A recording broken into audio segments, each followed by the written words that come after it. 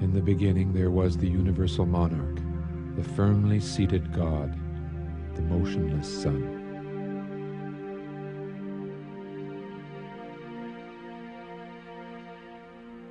A God remembered as the great sphere of heaven, when the heaven was close to the earth.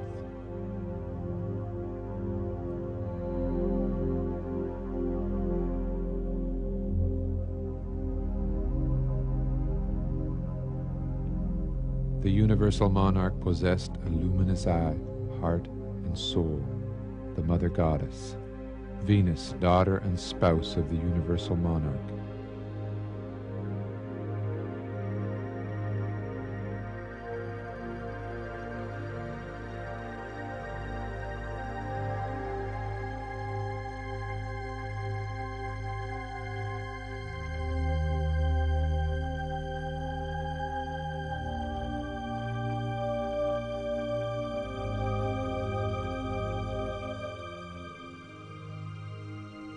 Within the womb of the goddess resided the unborn hero, Mars, heart of the heart, pupil of the eye.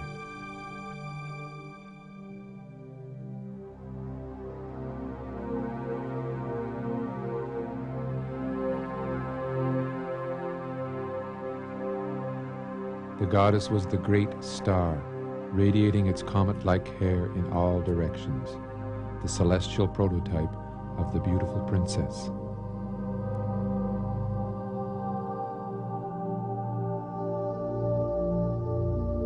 She was the glory of heaven, the animating flame giving life to the ancient sun god. Her place was squarely in the center of the sun. This produced the great wheel of the sun, with the goddess as the nave and the hero as the axle.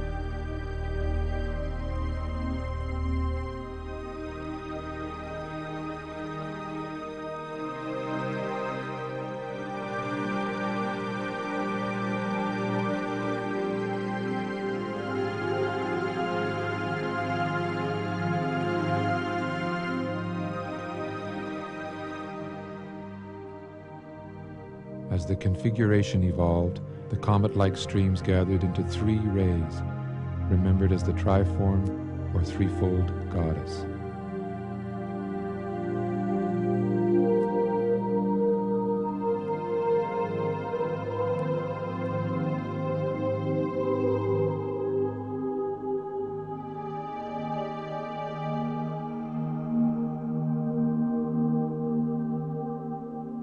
Later, this same comet-like material presented four streamers or rays, giving the wheel its four spokes, four luminous winds, four life-bearing streams, four flaming arrows launched into the four directions, and the four pillars of heaven.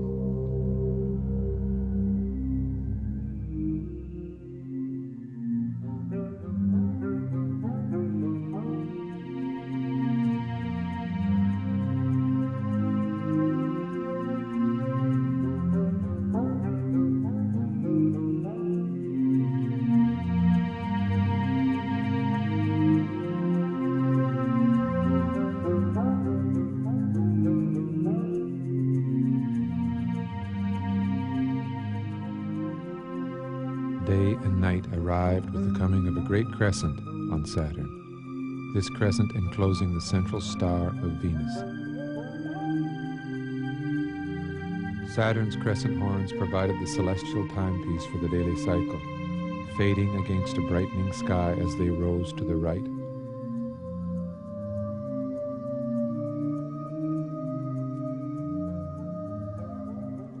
Growing brilliant as they descended to the left.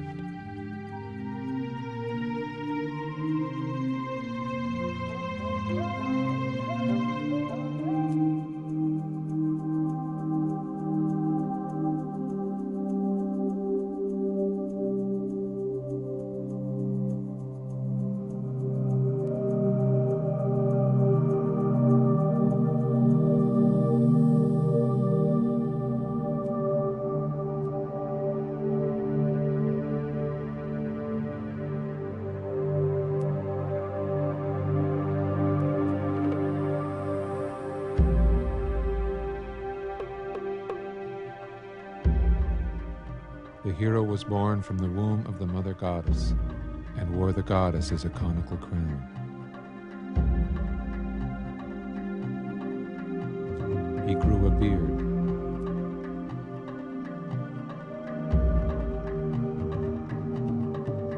His tongue protruded.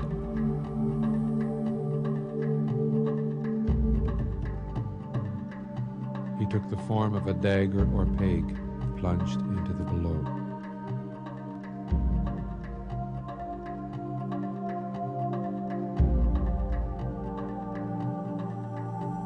The hero consorted with the goddess, re-entering the goddess womb as the impregnating seed, then emerging again in a new incarnation, as both the goddess and the hero broke away from their original axial positions. The reborn Mars wore a spiraling sidelock, which was the goddess herself now taking on her serpentine aspect.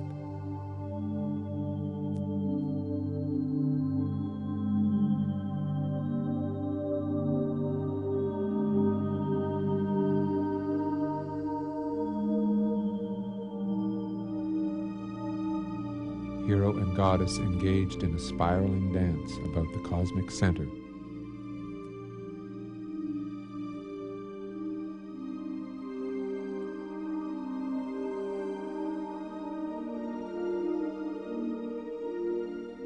The serpent tail wrapped itself around Venus to produce a band presenting the form of a great eye,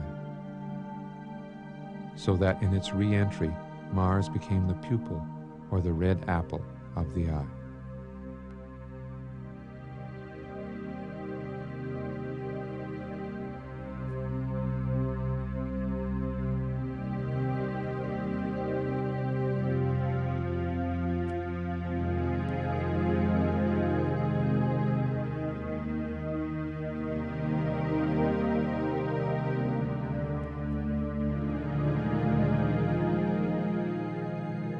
Saturn's golden age was interrupted by catastrophe, when the enclosure of the gods was sealed shut.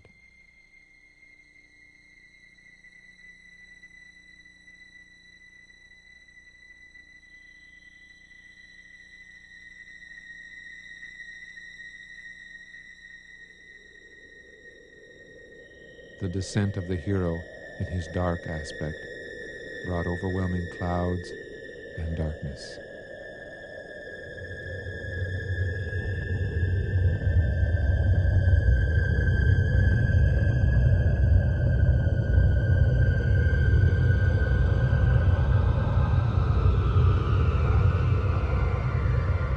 This was the underworld journey, the archetypal ordeal of the hero, and for the earth, a deluge of fire and water.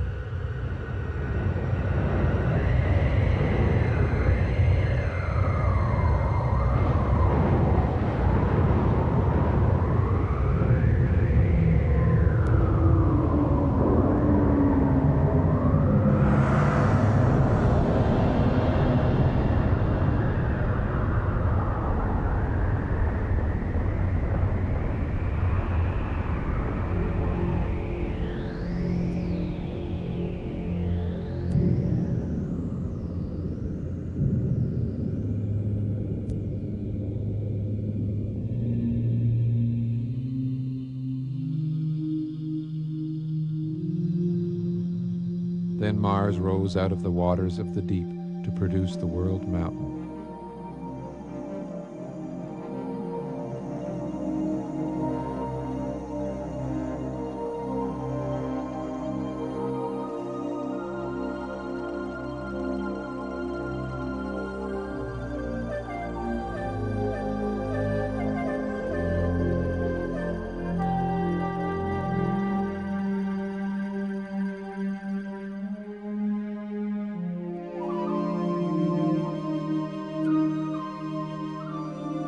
The opened eye of Venus formed the rim of the great world wheel, the fiery body of the encircling serpent.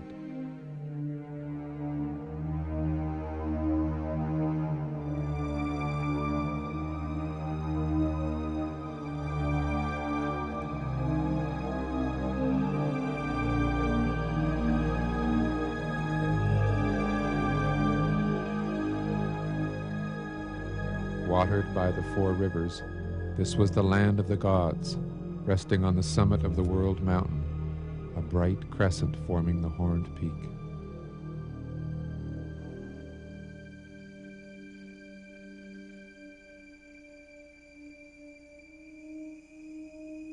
The mountain of Mars became the mooring post of the turning sky. The column of wind or water rising along the world axis.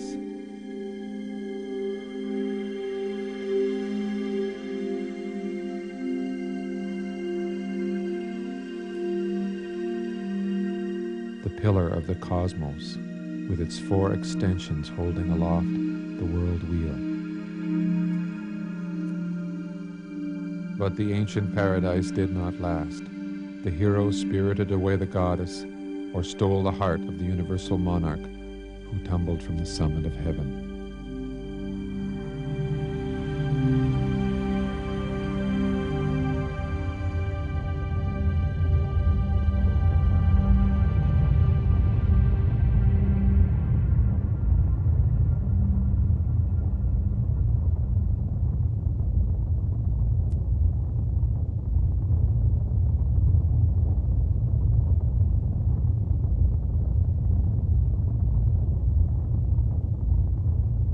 The Golden Age gave way to the cosmic night, when the hordes of chaos were set loose and the doomsday dragon moved about in the sky, a monster created by the twisting forms of Venus and Mars. It was then that the terrible goddess appeared with wildly disheveled hair, lamenting the death of the universal monarch. In the events that follow, the hero will subdue the dragon or pacify the raging goddess. The universal monarch's own son, Jupiter, will be installed in the center of the sky. But the universal monarch has departed, and with his death comes the end of the Golden Age. All that remain are fragments of a collective memory, and hidden deep in the human psyche, a sense of something irrevocably lost, and yet eternally yearned for. A paradise when heaven and earth were one. The death of this paradise was the birth of myth.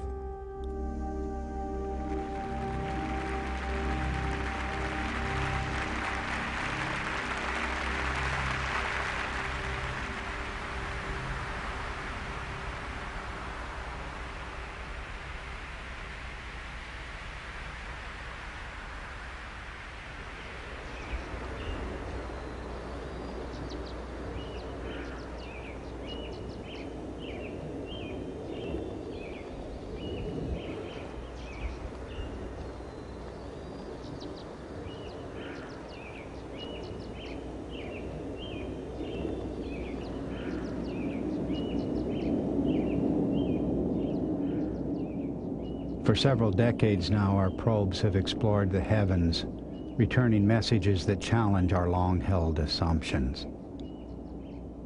Where we expected answers, we found mysterious contradictions. But our expectations were based on an intellectual fiction, the idea of the uneventful solar system.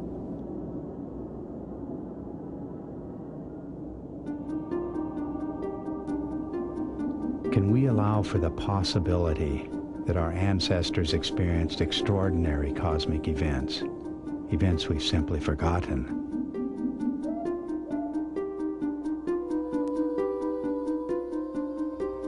If we allow this idea, even as a possibility, we are inviting a revolution. One discovery will lead inexorably to another, and our entire perspective on the past and the future will be forever changed.